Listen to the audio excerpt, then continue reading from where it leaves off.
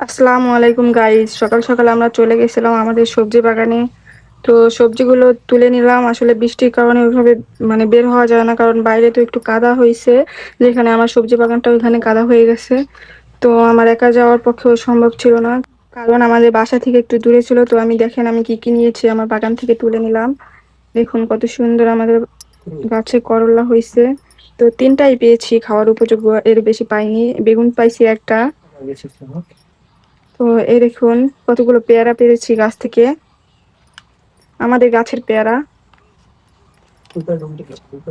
দেখুন, কিছু হবে না, গাছের তো এই কারণে আর কি। সবগুলো তো আর একরকম হবে না, একটা পচা একটা ভালো, এরকম সব মিলাই এই গাছে হয়, কারণ ফরমালিন মুক্ত থাকে তো এই কারণে।